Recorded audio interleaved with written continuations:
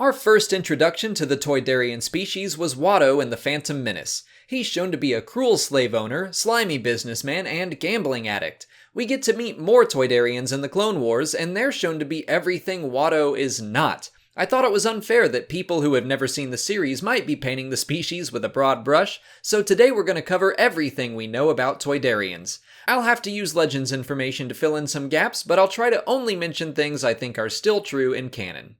Toydarians were from the planet Toydaria, located within Hutt space in the Mid-Rim. It was covered in foggy forests and swamps. The people who lived there were fly-like, with wings, a snout, and webbed feet. Their large guts gave them the appearance that they would never be able to fly, but their skin was known to be very absorbent of natural gases in the air, which they could store in their bellies, keeping them deceptively buoyant. This allowed them to hover in the air above the muddy surface of their planet, building muck nests to live in.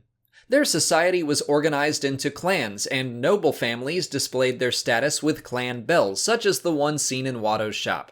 They were ruled by a monarchy, at least during the Clone Wars. King Katunko represented his people in those days, and he upheld compassion and honesty as sacred Toydarian rights. The tenets of their morality and even their constitution demanded that they helped beings in need.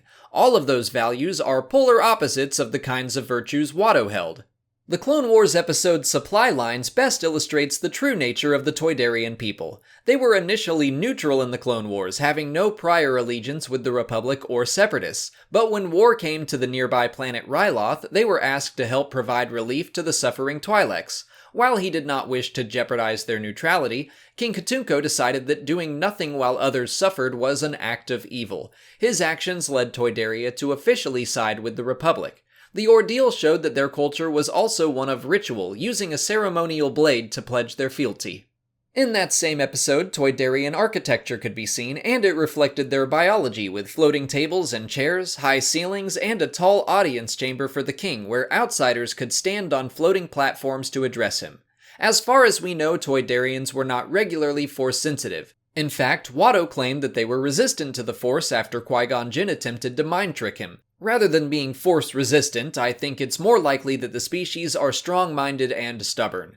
But that's just about everything we currently know about the Toydarian people. As we begin our Clone Wars chronological rewatch, I was reminded how different the species is presented in the series when compared to our first impression of them. It was a good refresher to not judge a species based on just one character, which I expect George Lucas was going for when he brought them back into the animated series. But that's it for today. If there are any other aliens you'd like to see me cover like this, please leave them in the comments, and check out this playlist to see which species I've already done videos on. If you haven't already, please like this video, subscribe to the channel, follow us on Twitter, Instagram, and Facebook, and consider checking out our Patreon page. As always, thanks for watching, and may the Force be with you.